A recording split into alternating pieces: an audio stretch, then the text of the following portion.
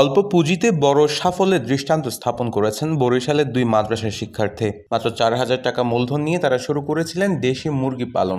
এখন তাদের খামারের মূল্য দাঁড়িয়েছে লাখ টাকারও বেশি। আমাদের আছে প্রায় 1-1.5 মতন আছে এবং ডিমও পাচ্ছি আলহামদুলিল্লাহ অনেক।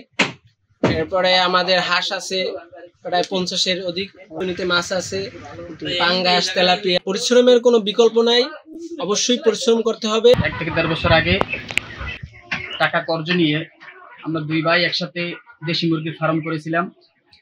সেখানে আমরা 10 থেকে 12টা মুরগি নিয়ে প্রথম শুরু করেছি। আমরা 1 বছরে প্রায় আমাদের ফার্ম থেকে প্রায় 20 থেকে 25,000 টাকার উপরে ডিম বিক্রি করেছি। অন্যান্য বিভিন্ন জাতের মুরগি পালতেছে, কিন্তু দেশি মুরগিটার এটা একেবারে বিলুপ্ত হওয়ার পথে।